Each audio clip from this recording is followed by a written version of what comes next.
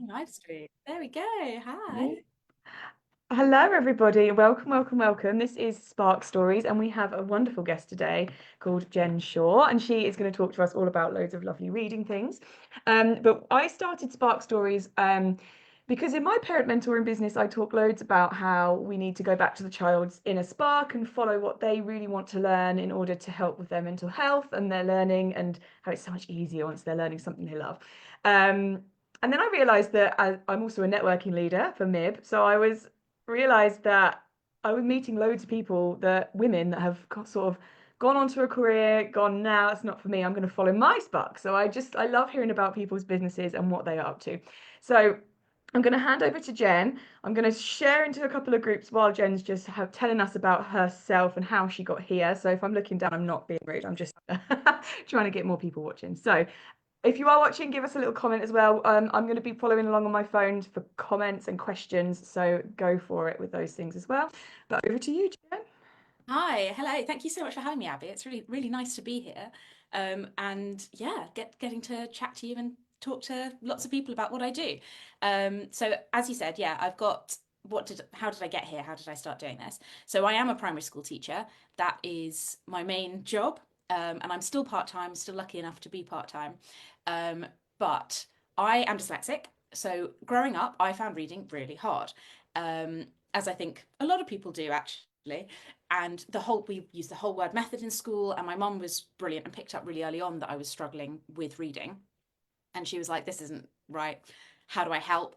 So she started teaching me phonics, and I actually didn't get my diagnosis until I was 14. And that was like this moment of light bulb, like, oh, I am dyslexic. That's why I find reading hard. That's why I find writing and spellings hard, etc. So long story short, I end up in teaching, and I decide I want to teach early years. So that's the early years foundation stage, 0 to 5, and then key stage 1 as well, so 6, well, 5 to 7. Um, and while I'm doing that, I discover the actual teaching world of phonics. And honestly, it was this massive revelation to me. I was like, oh, okay, this is some of what I learned at home from my poor mother, who is not a teacher. She's never done anything like that before, and she worked really, really hard to try and support me in this. And now I'm teaching this, and I'm seeing, not only am I seeing it work with kids, I am seeing it work with me. And I'm suddenly having moments where I'm like, oh, that's why this word sounds like this. And I actually genuinely, at 21 years old, started to find reading easier. And that was huge for me. So I decided to become a phonics and literacy specialist. So literally focusing on how kids learn to read and write, how to help them learn, how to support them from essentially birth to the end of key stage 1. I have done further than that. I've taught all the year groups now because I work in a small school and it happens that way. Yeah. Music, and I've taught science, and all of that. Um, but that's how I developed my skills.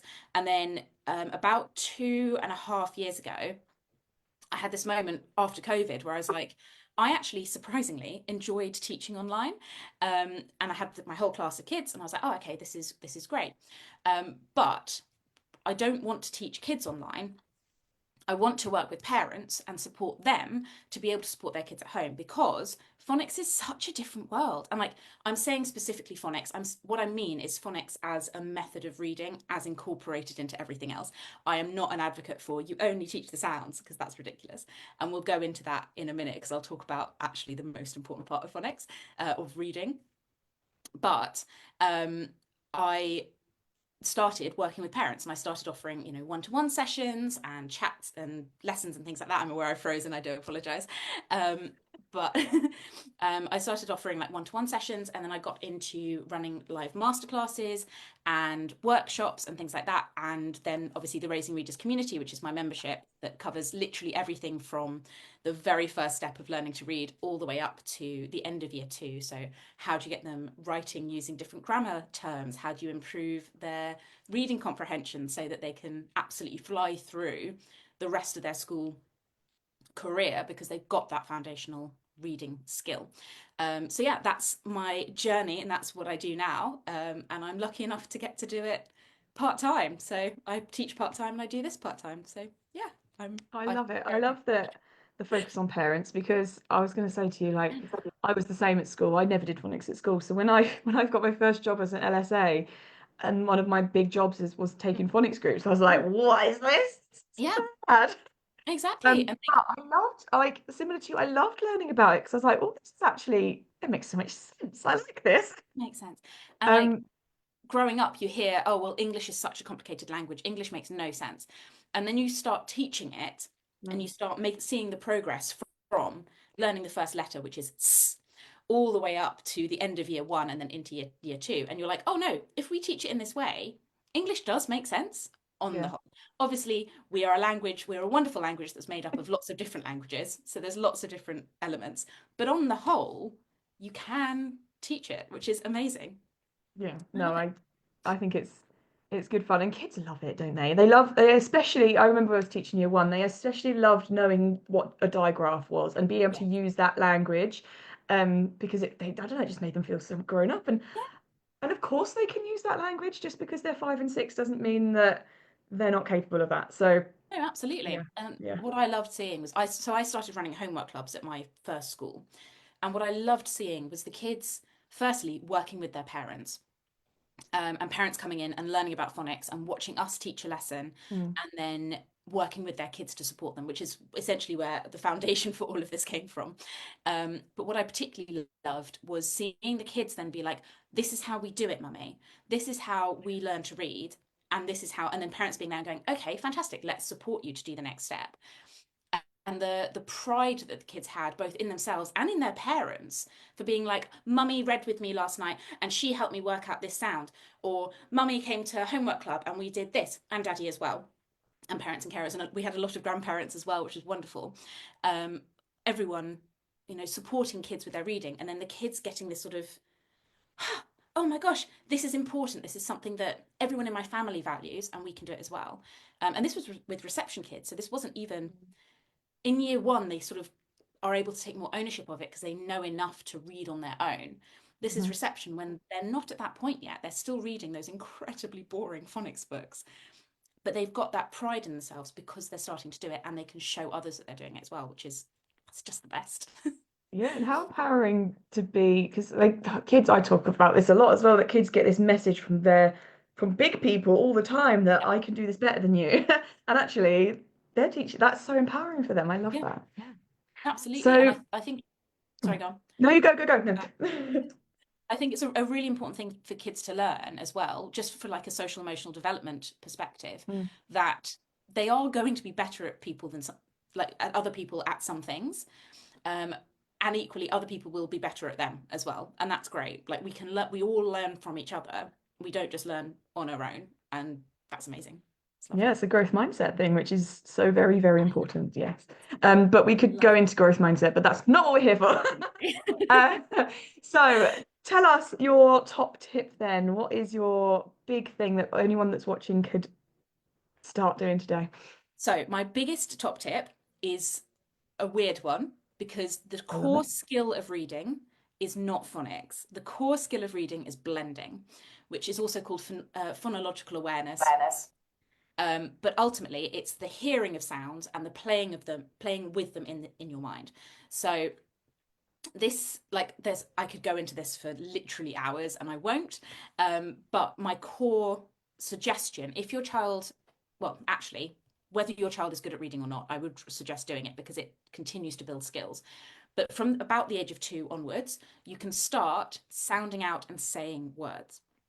So I do this all the time throughout my life. Everyone I know does it because I make them. But for example, you might say, "Oh, I'm going to get the up cup."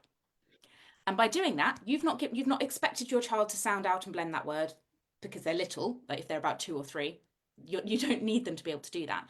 What you've done there though is tell them the sounds up, and then you've put them together, cup.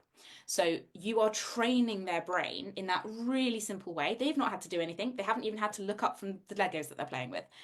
But you're training their brain to hear the sounds and put them together.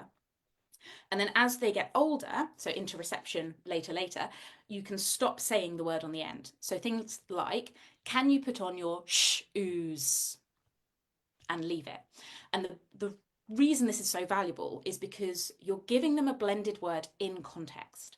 So you're not just saying shoes and they're having to take from all of the world around them. What on earth could that mean? It's the morning, you're about to go outside, and you've said, can you put on your shoes? The only thing they don't have on is their shoes. So they're already taking that thing and being like, I know what mum's going to ask me. She's asked me in a weird way. Shoes must mean shoes. And even if they haven't actually made that leap, because that seems like such a simple thing, doesn't it? But it's actually really hard if Mm. you're not used to doing it. Even if they haven't made that leap, your child will start to use context clues to work out what that word is and go from there. And then I can go into like, as your child gets into year one, you can start doing longer words like it, k, milk with adjacent consonants, which will still help. I'm going to throw out a lot of terms here. Don't worry too much about what the terms are. I'm always happy to answer questions. So if anyone is ever like, Jen, you said split digraph, and I don't know what that is, pop me a message. I will answer. I'm very happy to go in depth on all of it because I love talking phonics. But yeah, it's a great one that you can go up on loads of different levels. It can go Yeah. into segmenting. Like I had a child sound out double decker bus the other day because why not? Let me sure there's a and I was like, okay, we're going here. Okay, cool. All right, double decker bus. Brilliant. Well done. But yeah, that would be my top tip because it's really easy to fit into day-to-day Yeah. life and it trains blending. Obviously, as I'm sure you know, there's loads of like pre stuff you can do and post stuff you can do and around this town stuff that you can do to support blending. But it's such an easy one to utilize. Yeah, Yeah, I love it. And I used to do similar with my little girl. And she must have been 2.5, and we would just go on a walk and I would do that. I would yeah, segment words. And yeah. even at that age, I think because we'd always played with letters and Yep, words and it because it's playful, she just yes, really yeah, picked up on that really, really quickly. yeah, absolutely, Not that every child will, but they will take their own time and that's absolutely absolutely, and fine. that's completely fine. Um, but I absolutely love it. And I think if you make it playful, it becomes because a lot of children Mm, will get the feeling that reading is hard, and a yes, lot of them it'll become a chore and then they don't want to do it.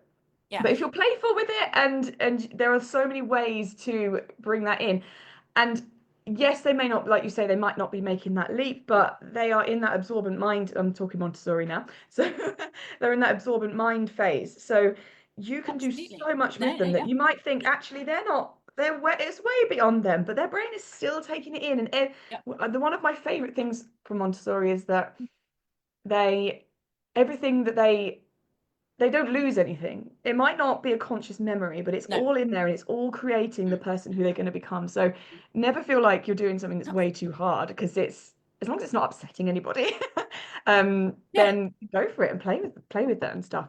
absolutely. I think that's such a good point as well. Like our kids are constantly absorbing. They are like little sponges at this point. So pointing out, words around you, really useful thing to do. Mm, Playing with letters and sounds, having a go at any sort of blending activity. There's nothing like there's no reason. I think one thing that I've come across is this misconception that when your child starts to read, they should only read phonics books. Um, and yeah. I don't agree with that. I just don't No. because I mean, my teacher brain's going through all the list of reasons for why not. But ultimately, Yeah. phonics books, reading is hard. You're right. It's not that it feels hard, it is hard. It's really, Yeah. really hard. They have to learn so much. There's so Hmm. much they have to control. Like they have to control their eyes. They have to learn to follow, like move their eyes around. They have to memorize every sound they've got. They have to be able to put it together. They have to be able to understand the word that they've read, then understand it in context. There's so much going on for our little There's a ones. lot to So it. much. And when they're first starting to read those phonics books, they're not getting anything out of it because those Yeah. phonics books are boring. And like, not all of them, some of them are written really well, but on the whole, phonics books are just dull. Hmm. So if you, as a parent, are then able to read a bedtime story to them as Yeah. well, or maybe like even if you just read the bedtime story, but you pause every so often to get them to read a two-letter word, Yes, absolutely. amazing. They are getting so much more out of that. I'm not Hmm. saying I am a phonics teacher. I'm not saying don't do the phonics books because they are really useful and they're teaching your child to practice skills that they're learning. But the bedtime story has such a bigger impact. And yeah, that's the one thing that I always say to my parents every single year. Please don't stop a bedtime story just because your kids are reading now. If you Yeah. can keep that going for as long as you possibly can. I work with kids of all ages with dyslexia. And one of my year 5 boys gets a bedtime story every single night and he loves it because Hmm. reading is hard.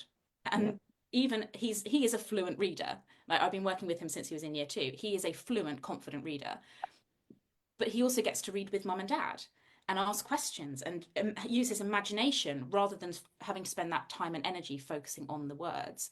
So it's yeah, keep the bedtime story going as well if you can. Yeah. Yeah, because that It's amazing. connection, like some of my best memories as a kid is reading in Yeah, bed with my dad, and like you. those are such good connection times. And Mm, like you say, it's they can just there's so much more to reading than just physically being able to read. It's if you don't, you've got to be able to understand the story and use your imagination. And that's, completely. we like audiobooks.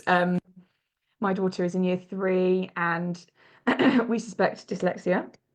Um, and she is a fluent Mhm. reader until she comes across a word that she doesn't know, and she has almost forgotten all her phonics now. Um, I have a sneaky suspicion that she's learnt to read by memorizing the pattern of words and the shape of Yeah, how they look. Um, so it's very interesting, intriguing. because she also gets into this, well, she thinks it's this word, and I'm like, read that whole sentence. Does that word make sense there? No, but she can't. Yeah, She can't see yeah, it. She can't. She's like, I just think it's that word. And it's like she gets across this hurdle, and yeah. she gets What I would frustrated. Yeah, So I work with a lot of kids who do this. yeah. What I would suggest is when she gets that word, break it down into three sounds. Mm, So if you can cover it up with your thumb, her to cover it, but three sounds at a time, because a lot of the time with our dyslexic brains, the letters reform themselves and it's not something we can control. But yeah. if you can then separate the letters out, you may already know this, I may be preaching to the No, choir, no, no. sorry. It's fine. It's no. Um, Yes.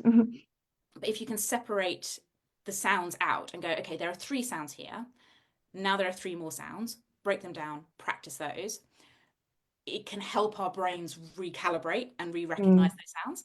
And what I've started to see, so I've got a year three that I work with as well, and doing exactly the same thing, mhm. interestingly. And what I've started to see now that we've done a full year, because we finished our phonics practice last year, we still do phonics, and I will Yeah, always continue to do phonics. But the problem with year three is that they stopped teaching it because yeah, they have done most of it. yeah. Um, but what I'm seeing now is that she's now able to break it down on her own. And when she comes across a word and I go, oh, I don't have to say anything else, just ooh, she then goes, I've misread that. Three She sounds, knows it. three sounds, three sounds. Okay, that word. And that's great. Like it's hard, Yeah, but that's just yeah, it's yeah. a strategy if you want to try it. No, no, thank you. That's really helpful. Yeah, no, I absolutely I love what you're saying, and I'm really interested. I'd love to learn more about dyslexia and help children that way, because some children, like, there are some children that will never get on with phonics. What would you say suggest for those children? Is So there something that phonics is a string in reading, as we've said Mhm. already. Mm, In my experience, there are six pillars of reading. Lots of people will say there are five, um, but they miss out communication, which I think is a really core one that we should not overlook, because communication is how you learn sort of the jigsaw of how words go together.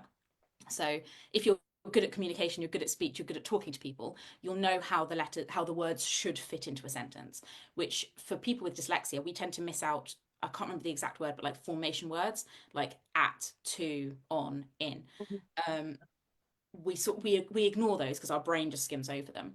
So if you know what it should be through speech, etc., Yeah. it's a bit easier to match that in.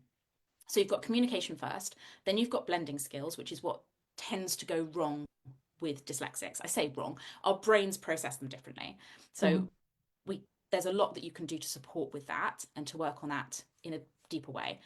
Phonics is the one that everyone thinks about with dyslexics, finding it particularly tricky because that's the bit obvious. That's the bit that we can say that letter isn't right because it doesn't look right in our brain. Mm, There's more to it than that, but that is true. But then you have the higher levels, things like vocabulary. So, as you said, look at that word in context. Does that make sense in context? That is a higher level skill. It's one that I teach all the way through, yeah. and we should teach all the way through. But our kids in year two and onwards will start to utilize that skill and be able to use that. Then you have things like fluency, and that's the tricky words, sight words skills, Yeah. um, which is like visualize it. Can you recognize that word? It's the whole word method. There are quite a few words that you can't sound out Yeah. like in general. And they tend to be really, really common words, which is great. So you practice them, you go over them, and then your child Yeah. can read 25% of the text without even thinking about it. Great. And then you finish off with comprehension. Now, the reason we don't just teach phonics in isolation is because children will struggle with different parts of those 6 steps. So if you have all 6 of them, they sort of shore each other up and support each other. So so you're right, some kids do not do fantastically with phonics. They can still learn it, they can still use it to Mhm. sort of back themselves up when they come across a new word, but they may find that actually reading in context is more useful. The whole word method is more useful, where you look at a word and you learn it. Um, what the reason I'm not a massive fan of the whole word method is because it relies on an adult. So Yeah. you can't be independent with it because you come Yeah. up with a new word until you get to sort of year 2 and 3, and then you Yeah. can use context and vocabulary and all of that. But to begin with, you just have to learn the word, and particularly Yeah. for dyslexic kids, that's really hard because a lot of words look really, really similar until that. Mhm. But what I would say is if your child does not suit phonics, firstly, try and make it active. Take it out of sitting down and reading a book. Short and sweet is always going to be a benefit. Your child does not like one thing that I find tricky with, and it's not parents, it's teachers who teach year 6 and have never taught younger, is the concept of they are not good at reading, so they have to sit down and do more worksheets or read more. And I'm like, no, they are not good at reading, so they need to go and run around outside and shout sounds out and make sounds as they go down a slide. They need to, see letters in the area. They need to jump on letters as they're bouncing around. Play is the best way to learn. It just fundamentally is.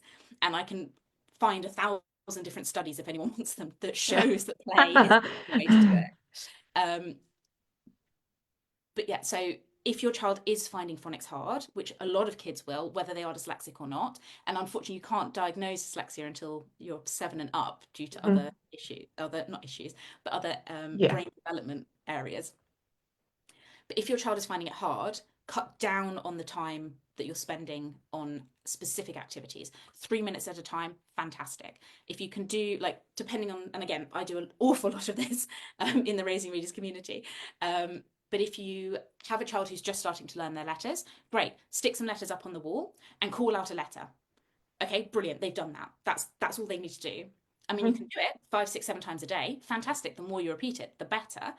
But it's a really short and sweet activity. They don't need to be sat down. They don't need to be, okay, we're going to spend 20 minutes just practicing this one sound. It's not going to work. Their brain's going to switch off. Whereas if you're walking around the house, tricky, I use this for tricky words. I actually use this, I'm learning another language at the moment. I use this for myself. Stick the words up around the house, and then as you pass them, tap the word and say it. Yeah. You've got situational awareness there. Your child knows that that's the word the because it's on the kitchen door. So you do that for a week and then you move them around and you see if your Yeah. child can work out what they are. And again, it's not taken, they've not had to sit down, they've not had to get a pencil out, they've not had to bring schoolwork home and focus. It's fitting it into your day and making it short and sweet but active.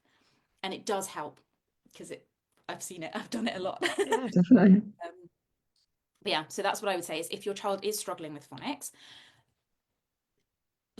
is how we learn to read. Like we as adults, if you come across a word that you don't know, you will automatically use phonics. Yeah. You will. And for most of us of our generation, we weren't taught phonics because Hmm. phonics came back in 2012. So some people may have done, particularly our grandparents, were also taught phonics, but we as adults will use phonics. That doesn't mean that your child only has to use phonics. We want to be building all of these Yeah. elements, and we want to be supporting our child with all of these elements in play, through Yeah. play, making it as fun and engaging as possible, so that they enjoy it, and they look forward to it. So, yeah. Okay, one last quick question before we wrap up things. Um, so, okay, two parts to it. How important is it that parents learn the correct pronunciation of sounds? And where can they find out about those? I'm sure you've got something. Yes. So, I have a whole video on beware the Yeah, schwa, yeah, which is an interesting one. The first thing I am going to say is probably a bit controversial. Don't beat yourself up about it. If you're saying it wrong, you're going to be okay. yeah. Um, It's fine. Realistically, if you're going sir at her, it will make it slightly harder for your child, but you're doing an amazing job. Yeah. Like realistically, you are doing more than a teacher expects you to, and that's wonderful, and we really appreciate that. Yeah. So that's the first thing I want to jump in with. If you are concerned about it, because it will make your child's life easier if you can say what we call the pure sounds, is keep keep a mind on how your mouth is moving when you say a sound. So if you are saying sat, for example, and you want to break it down, if you're going s, correct, your mouth hasn't moved. If you're going s, you've added a schwa, and a schwa is an sound on the end of a letter, essentially. And it's very easy to do. We automatically go s, Yep. particularly things like h, because you're Yeah. trying to take a voiceless sound and make it heard. And every teacher I know on the planet has at some point gone, huh, oh no, wait, no, which is really hard to do. But it's normal for people to do a schwa. The thing is, there's two ways that I teach this. You can either put your hand under your chin and see if your mouth moves. So s, s. I find that really hard. My brain, unless I'm watching myself, I can't tell whether my chin's moved or not. I just can't. I talk too much. Um, so what I actually tend to teach is try and add a schwa. So if you're going s, it's very easy to then go s. Whereas if you're going s, it's much harder to then go Yeah. s, because you're already there. You've already made that mouth shape. But ultimately, if you're trying to say the sounds as purely and as correctly as possible, we want to just keep our mouth in one place. Obviously, there are a couple of letters where that changes, like qu and x, because they are essentially two sounds with one letter or one grapheme. But on the whole, you'd go s, a, t, t, I, You don't have to move your mouth very much, and you don't want to be going like p type thing. It's a Yeah. really hard one. And what I will say, so inside the Raising Readers community, which is the membership I run, every single month I have a pronunciation page where I've pre-recorded myself doing all the sounds for that month, and also got little audio clips so people can listen to it. And also, like, it is one of the things that I get messaged about most often. Yeah. From the membership is, Jen, am I saying this right? And I will never begrudge a parent for doing that. I've been Yeah. doing this for a decade. Yeah. When I first started, I was schwaring all over the place. Absolutely. Yeah. Everyone does. And what you'll notice is that when you get really good at it, you'll see other people schwaring. And you might see people who are teachers but are not used to doing phonics schwaring, and you'll be Mhm. sitting there like, You're like, oh. and we never want to be mean to any teacher because No, like no. it's such a hard job and we're expected to know absolutely everything from day one, Yeah. and we don't. But it is one of those ones that you'll be the parent in the room going, oh, the head teacher just schwad. Oh, okay. Yeah, so Yeah. yeah, that would be my main thing about pronunciation is, firstly, don't worry, you're doing an amazing job. If you are reading with your child and you're trying to sound out words and you're trying to do the everyday blending where you're going sh, ooze, if you're trying to do that, amazing. It doesn't actually matter if you're going sh, ooze. The only reason that's a problem is, or the only reason that would be, it's not a problem, but that would be more difficult is because you've made five sounds where there should be three. So Yeah. it would be sh-ooze would be the word, sh-ooze, rather than shoes. But realistically, your child will be able to work out what you're saying. Yeah. And the more they practice it, the easier it'll become. Yeah. But yeah, if you ever have a question, you're like, I think I'm schwaring, message me. Voice note it. I'll tell you. That's not a problem. I love it. And I love that you say that, like, don't panic. Like, just something is better than nothing. Like, let's, Absolutely. yeah, yeah, yeah, Absolutely. And like, it's little and often. Little yeah, and often is always the way. And if you're doing something with your child, if you're supporting their reading in some way, whether that's games and activities, whether that's reading with them at bedtime, amazing. You're doing a brilliant job. Like, fabulous. fantastic. So, we could chat for hours, but let's wrap up there. That sounds like a good Onwards. place. So let us know where we can find you. If you've got any freebies or anything that you'd I like to have promote, then let us know. loads of freebies. So I have quite a few things going on at the moment. If anyone has a child that is reluctant to read, I'm running a whole masterclass on engaging reluctant readers tomorrow, including games, including ways to make reading less of of a pressured event. So this is to do with reading their phonics book, and a lot of kids find reading hard and really are they do struggle to read their phonics book, completely understandably, because it's boring, it's hard, they'd rather be doing something else. So this whole event, this it's about an hour long, this masterclass tomorrow at 8 p.m. We'll be going through how you can raise the value of reading, how you can take the actual process of reading and make it less stressful, make it more fun, fit into that little and often approach, so that your child is getting all these brain breaks and these active moments that is still teaching reading, but is making it less pressure Yeah. pressured and intense for them. And we'll also go through a few different activities and games that you can play as well.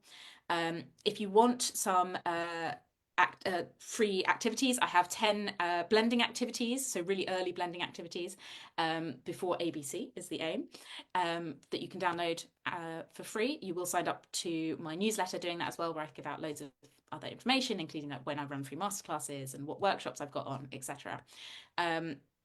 Or feel free to, my website is jenteachesreading.co.uk. Feel free to have a look around there, or come along to my Facebook group, which is Curious to Confident, all about reading, where again, loads of activities, loads of games, loads of other suggestions. Yeah, my aim is to get parents feeling confident to teach their kids at home. So I've got lots that can support with that. So thank you. Fabulous. And you can feel free to pop all the links down below the video and everything like that. I have got a few comments if you haven't got Yeah, to of run course. away. No, no, So there's a question of what are some of the best phonics books? This is from Naomi, because there's loads out there and not sure there which are ones to loads out there. get. So the first thing I will say is your local library is your best friend. Um, Phonics books, other than Read Write Inc. and Dandelion Phonics, they are all done on the same color level, roughly. So it doesn't actually matter what phonics books you pick up from the library. If your child is on yellow books, you can pick up pretty much any yellow book except for the Read Write Inc. or the Dandelion Phonics books.